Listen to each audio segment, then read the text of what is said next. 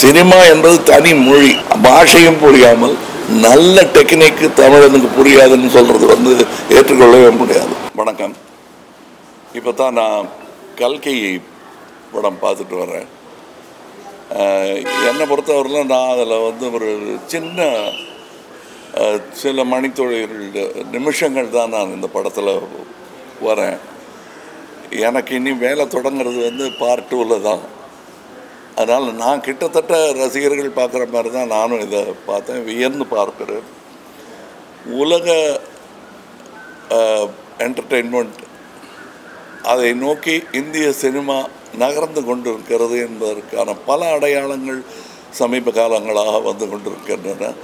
அவற்றில் ஒன்று நாக் அஸ்வின் அவர்களின் கல்கி என்று நான் நினைக்கிறேன். ஏன்னா நம்மளுடைய ஆயுதங்கள் ரொம்ப கையால் செய்த ஆயுதங்களாக இருந்தாலும் அதோடைய வலிமை உலகம் பூரா பேசப்படும் என்பதற்கு அடையாளமாக சயின்ஸ் ஃபிக்ஷன், மித்தாலஜி எல்லாத்தையும் கலந்து எந்த அளவுக்கு அது எம்பாரஸ்மெண்ட் இல்லாமல், மத சார்பும் ரொம்ப இல்லாமல் அதை ரொம்ப கிளவராக பண்ணியிருக்காங்க. நான் மித்தாலஜி படங்களில் நடித்தது கிடையாது. நான் மனிதர்களோட வாழ்பவன். அதனால் இருந்தாலும் ஒரு சுவாரஸ்யமான கதையை இவர் சொல்லியிருக்கிறார். கதை சொல்லிகள் என்று வரும்போது இந்தியாவுடன் போட்டி போடுவதற்கு கிரேக்கம் போன்ற, சைனா போன்ற நாடுகளால் தான் இயலும். மற்ற கல்ச்சர்ஸ்க்கு அவ்வளோ கதைகள் கிடையாது. அந்த கதைகளிலிருந்து செலக்ட் பண்ணி செதுக்கி எடுத்து ஒரு ஜனரஞ்சகமான படத்தை உருவாக்கி இருக்கிறார். ரொம்ப பொறுமையுடன் அதை எல்லாரையும் பொறுமையுடன் அழைத்து வரவழைத்து அவங்கள இதில் பங்கெடுத்துக்க வச்சுருக்காங்க. அமித்ஜியெல்லாம் எந்த பட்டியலில் சேர்க்கறது, இளம் நடிகர்கள் பட்டியலையா இல்லை பழம் நடிகர்கள் பட்டியலில் சேர்க்கறதாங்கிறதுல குழப்பம் வர்ற அளவுக்கு அவ்வளோ பிரபாவமாக பண்ணியிருக்காரு. இதில் வரக்கூடிய இது ரெகுலர் ஒரு ஆந்திராவில் இருந்தோ அல்லது வடநாட்டில் இருந்தோ ஒரு படம் வரும்போது ஒரு டுவேட் எத்தனை இருக்குது, ஃபைட் எத்தனை இருக்குதுன்னு, இதில் டுவேட் எத்தனை இருக்குதுன்னு கேட்டால் இல்லைன்னு கூட தைரியமாக சொல்லலாம். ஆனால் ஃபைட்ஸ் எக்கச்சக்கமாக இருக்குது. இது குழந்தைகளை எண்ணி எடுக்கப்பட்ட படம் மாதிரி தான் எனக்கு தெரியுது.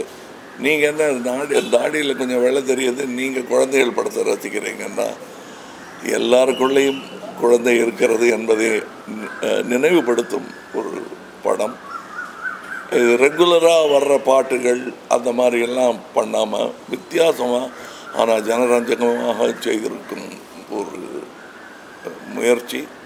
இந்த முயற்சியில் என்னாலும் கைகோர்க்க முடிந்தது என்பதில் மகிழ்ச்சி. இனியும் இந்த கூட்டு முயற்சி தொடரும் என்பது தான் எனக்கு மனதில் சந்தோஷமாக இருக்கிறது. அடுத்து இன்னைக்கு இங்கேருந்து நேர சிங்கப்பூரிலிருந்து தொடங்குகிறோம். இந்தியன் 2 இங்கேருந்து தான் ஆரம்பித்தோம், சென்னையிலேருந்து ஆரம்பித்தோம், பம்பாய் போனோம். இப்பொழுது அடுத்த பயணம் அதற்கு தொடங்குகிறேன். ரொம்ப சந்தோஷமாக இருக்குது. இதை பற்றிய செய்திகள் எல்லாம் உலகெங்கிலும் இருந்து வந்து கொண்டிருக்கிறது. நல்ல செய்தியாக இருக்கிறது. இது இந்திய திரைப்பட தொழில் அதற்கே வலு சேர்க்கும் என்று நான் நம்புகிறேன், ஆசைப்படுகிறேன். ஆடியன்ஸோட ஃபீட்பேக் ரொம்பவே ஆச்சரியமாக இருக்குது சார். ஸ்க்ரீன் பிளே பற்றி பேசுகிறாங்க, ஃபர்ஸ்ட் ஹாஃபில் இதையே வச்சாங்க சொல்லி பேசுகிறாங்க. ஆடியன்ஸோட ஃபீட்பேக் நாங்க தியேட்டரா போய் ரிவ்யூ சொல்லுங்க, நீங்க சொல்லுங்க. அப்போ ஃபீட்பேக் ரொம்பவே சூப்பரா இருக்கு. ஸ்கிரீன் பிளே பத்தி பேசுறாங்க, டெக்னிக்கல்ஸ் பத்தி பேசுறாங்க. இந்த மூவி இன்னொரு படத்தோட ஒரு சில சாயல் இருக்குன்னு சொல்லி பேசுறாங்க. சோ இது ஆடியன்ஸோட நாலேஜ் நீங்க எப்படி சார் பாக்குறீங்க? இல்ல ஆடியன்ஸ்க்கு தெரியாதுன்னு சொல்றது, ஜனங்கள் இப்படித்தான் சொல்றதெல்லாம் இயலாதவரின் கூற்று. அது நான் சொல்லவே மாட்டேன். இதெல்லாம் புரியாது, நம்ம மக்களுக்கு இதெல்லாம் புரியாதுன்னு சொல்றது. அது எப்படி பாட்டு இல்லாத ஒரு ஜேம்ஸ் பாண்ட் படத்தை கூட்டமாக போய் பார்த்துட்டு வர்றாங்க. பாஷையும் புரியாமல் நல்ல டெக்னிக்கு தமிழனுக்கு புரியாதுன்னு சொல்கிறது வந்து ஏற்றுக்கொள்ளவே முடியாது. மொழியே இல்லைனாலும் தமிழர்கள் வந்து நல்லா இருந்ததுன்னா பார்ப்பாங்க. நான் சின்ன பையனாக இருந்தபோது செம்மீன் ஒரு படம் மொழி மாற்றம் கூட செய்யப்படல, சப்டைட்டில் கிடையாது. நான்லாம் 2 வாட்டி பார்த்தேன். எதுக்காக பார்த்தேன்னு இப்போ கேட்டால் எனக்கு சொல்ல தெரியாது. ஆனால் எல்லாரும் போய் பார்த்தாங்க. சென்னையில் 100 நாள் ஓடிச்சுன்னு நினைக்கிறேன், அது ஞாபகம் இல்லை. அதே மாதிரி தான் நீங்கள் மரோ சரித்திரா என்ற படத்தை எந்த டப்பிங்கும் இல்லாமல் தெலுங்கு படமாகவே அது இங்கே ஓடி இருக்கிறது. நம்ம தான் கலைக்கு மொழியை திணிக்கிறோம். அதுக்குள்ள சினிமா என்பது தனி மொழி. அதற்கான உதாரணம் இதில் தெரிகிறது. அந்த மொழி தன்னுடைய பலத்தை இன்னும் அதிகரித்து கொண்டே இருக்கிறது. வழக்கமாக இருக்கக்கூடிய பண்டிதர்கள் சொல்லும் சினிமாவிலிருந்து மாறுபட்ட சினிமா அது. ஒரு பக்தி சினிமா இப்போ எடுத்தா இப்படி இருக்குமான்னு சொல்ல முடியாது. ஆனால் அதுவும் இல்லாமல் இதுவும் இல்லாமல் சயின்ஸ் ஃபிக்ஷனையும் இதையும் சேர்த்து செய்த கலவை வந்து நல்ல யுக்தி என்று நான் நினைக்கிறேன்.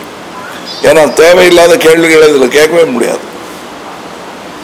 அந்த கேள்வி கேட்பதற்கு நேரமே இல்லாமல் இது புனைகதை தான் என்று தைரியமாக சொல்லி ஆரம்பிக்கும் போது கேள்வியை கேட்க முடியாது. நன்றி.